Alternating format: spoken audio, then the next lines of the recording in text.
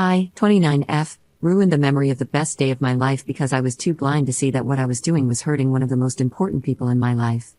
I got married 2 months ago to the love of my life, and he finally opened my eyes to what I had done. He showed me a perspective I hadn't understood. When I was 5, my father left us, just disappeared without a trace. He and my mom were already separated by that point, but he was still living with us. 3 years later, my mom started dating Rob, 50M. He was quite a bit younger than she was. I believe she was 34 and he was 26 when they met. Today, he is very wealthy. He wasn't when he met my mom, and he treats my mother like a queen. Whenever she is around him, she looks like the happiest person in the world. My younger sister looks a lot like me and my mom, but her personality is definitely a reflection of her dad's, always telling jokes and being just a nice person all around, while my mom and I are more serious and cold. As I got older, Rob became more present in my life. He got married to my mom, and she got pregnant. But it was still pretty weird seeing him as a father figure, mostly because people would assume he was my brother all the time. When I was in high school, I was dating this boy, and he broke up with me at my friend's house. My mom was on a night shift, and I had to ask Rob to pick me up. When he did, he comforted me, took me to get ice cream, and when we got home, he told me something like this without even knowing what happened: "Whoever made you sad doesn't understand that you are the best girl in the world, and it's their loss. Don't beat yourself up because other people are too stupid to see it." I just said to him, "I wish you were my dad." He smiled and said that he wished that too, and he could be if I wanted him to. We left it at that. I never called him dad, but from that point forward, I saw him as a father, and I think he knows it. I finally reconnected with my biological father about a year ago. It happened because I got engaged. When I came to my mom's house one day, he was there, and I couldn't even recognize him. He was way thinner than he was when I was a kid. He struggled for years with depression and substance abuse. My mom and Rob actually helped him get clean, and they even paid for his stay at a great rehabilitation center. They decided together that it was time for me to finally meet him again. I don't want to explore much on how this was, but all I have to say is that I'm glad to have him back in my life, and I'm glad to be able to help him heal. He suffered a lot, he got lost, but now he is at least trying. Rob and my mother paid for everything at my wedding, and everything was amazing. The church was beautiful, my husband looked amazing. The one mistake I made, I chose my biological father over Rob. I chose the man who abandoned me for over 20 years over the one who took me as his own and gave me everything he could when he didn't have to. I chose the man who broke my mother's heart over the one who saved her. I don't know why I did what I did. Looking back on it, I feel so stupid. My dad didn't deserve to walk me down the aisle. My dad didn't deserve to be in all the pictures with my mom and my husband's parents. It should have been Rob. I don't know, I think I was compensating for the lost time with my dad. Everything was still so fresh with him. I was helping him out, he talked to me every day, and I felt like he deserved to be back in my life. When we were deciding who would give speeches, we had to cut some because it was just too many, and my husband and I didn't really like the idea of hearing speeches for an hour and a half, so we decided on 5 people each. When I gave the list to my husband, he even asked, "No, Rob?" And I said, "Yeah, my mom is already doing one." The others I chose were 2 of my bridesmaids, my mom, my sister, as she really pushed for it, and again, my dad. My husband said I should reconsider. He even thought of giving up one of his to put Rob in. I said it was fine, he didn't need to do that.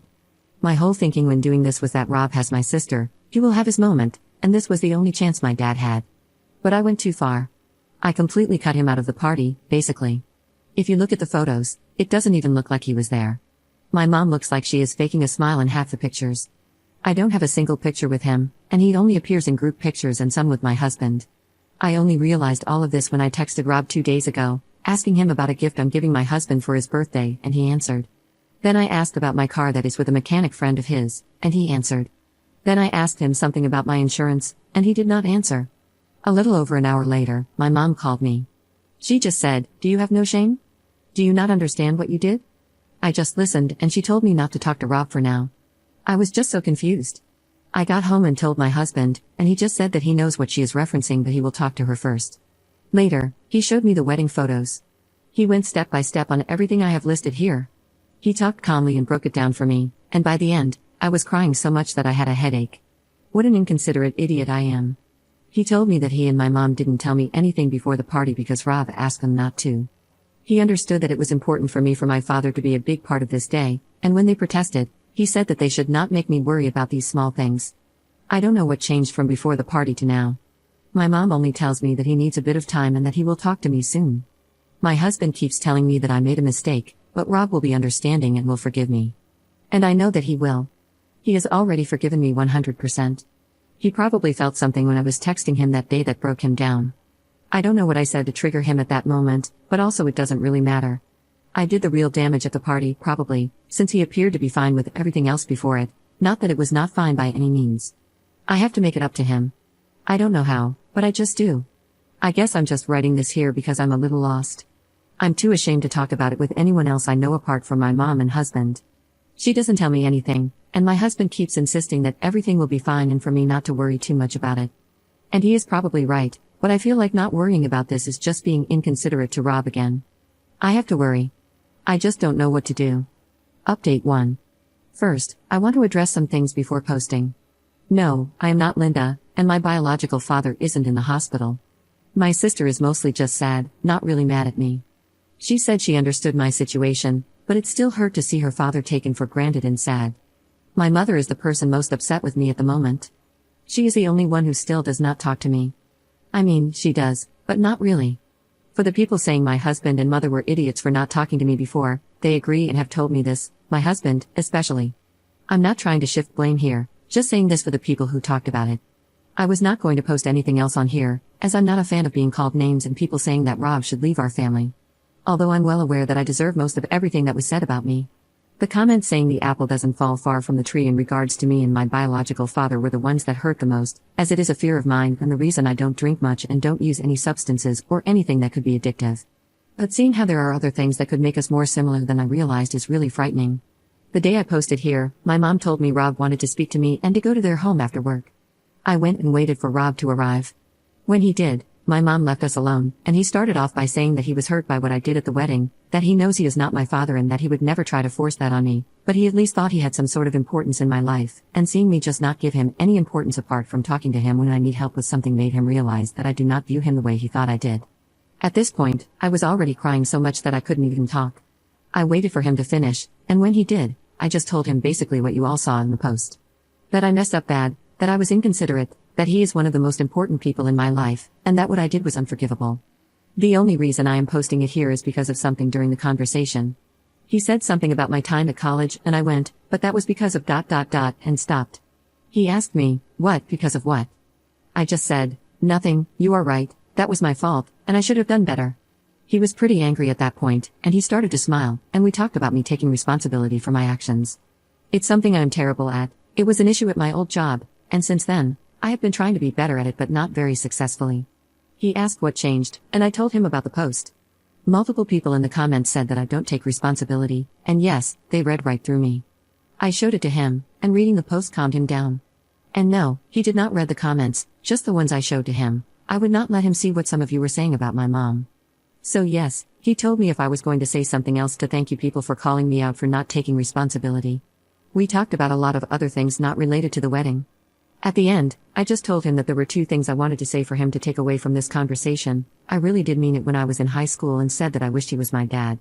Even now, with my biological dad in my life, I still feel that way.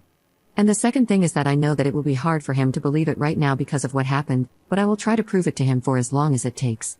For those interested, I've been going to a therapist with my biological father once every 2 weeks since he came back, but I think I need one for myself, so I will try to make it happen soon.